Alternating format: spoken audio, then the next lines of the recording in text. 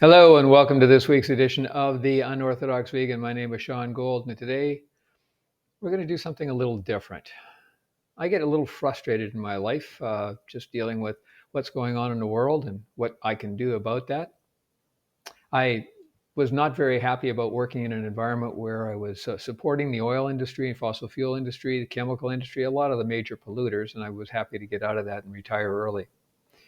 And I'm paying my penance, sort of in a sense, because of that. And that's why one of the reasons I decided to become a climatarian. Now, I've mentioned this before. I'm a climatarian, not a vegan. That's why I'm called the unorthodox vegan. If I go into a restaurant and I'm looking for food, I usually say I'm a vegan, and then I get what I generally am willing to eat. But I'm a climatarian. And a climatarian is a person who's focused on saving the planet from the climate disasters that are currently happening and are going to only get worse. So let's talk about that for a moment. What can we do about saving the planet, preventing a total disaster, and making sure that we have some place for our children, grandchildren, and further descendants to live? One of the most important things we need to understand is that this planet is a natural planet. It is a planet that has survived or lived and evolved for billions of years. Life has been on this planet for probably over a billion years, starting from the smallest um, single-celled organisms, and then evolving into plant life and then mammals and animals. So what has happened is that we have done a lot in the last 100 years to try to destroy that environment, to destroy that nice healthy mix that we had on the planet. The humans have become an invasive species on this planet, and we're destroying it. So again, what can we do about that? Well, let's talk about that. One of the things is the basics of recycling is reduce, reuse, recycle. The basic of taking care of the planet. Just reduce what we use, the amount of stuff that we consume that's bad for the planet.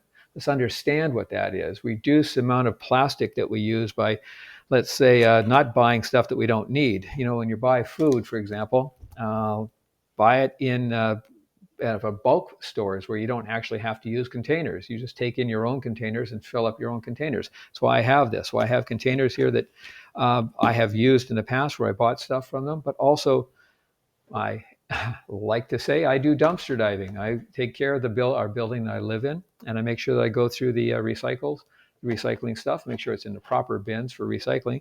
But sometimes you find some nice containers and you say, well, I could use those containers. Just wash them, clean them out, as long as they're not too grungy. I'll clean them out, bring them back upstairs, and use them for my own containers. There's nothing wrong with that. So there's reducing the amount of containers you need, reducing the amount of stuff that you need in your life around you. You don't have to hoard things that you don't necessarily need. Clothing, for example. We have places where you can go and buy reused clothing, or not reused clothing, reused appliances. Some of the appliances I have, many of the appliances I have, I bought at places that just sell used appliances. Why not? Let's see, what else do I do? Basic things you can do. I like bulk barns. I like bulk barns for buying bulk food, but also for buying bulk products that you can use at home instead of having to use containers. One of the things is buying shampoo in a bar rather than soap. Being able to get deodorant, making a deodorant that's maybe in a paper container as opposed to a plastic one, so you don't have to worry about throwing it out. It can be composted. But more importantly, and this is an area that I really think is important, is to make your own stuff. So that's why I've been doing the cooking. That's why I started this in the first place. Making food that is good for the environment, making food that is healthy, but also will not have a negative impact. Now, I live in a relatively cold climate, although it's the west coast of Canada. It's a nice temperate climate, but we don't grow oranges or pineapples here. So if we're going to bring in that kind of food, it's got to come a long distance. And that's not necessarily good for the environment to have it shipped a long way. So try to buy things that are locally produced. That would be, even if it's done in a greenhouse, it's still better than having it shipped across the continent. Try to do that. Dried foods that transport easier was also not a bad idea. So if you're going to get things like, if you want mango, you can get dried mango and have it shipped in bulk and pick that up at a bulk store. So that's some of the things that you can do in that regard. As I said, making my own foods is also important. From a climate point of view, meat is terrible for the environment.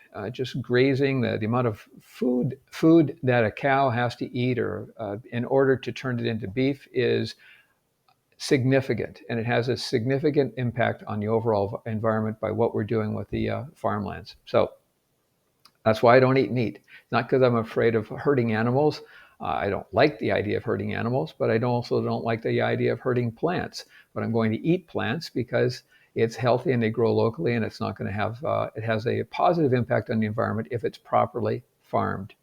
And that's an important aspect. So what we eat is important. And for you vegans out there, I'm not a vegan because I will eat honey and I will eat certain shellfish. I'll eat clams, oysters, mussels, and scallops because those ones are animals that we can grow those and harvest them in the waters around nearby here. I don't have to go; they don't have to be shipped a long distance, and they sequester carbon as well as calcium in their shells, which is really handy for the environment. They clean the ocean, and by raising them on shelves in the water, it does a good thing for the ocean. Now, am I eating them? Am I hurting those animals? Yes, but I'm also hurting plants.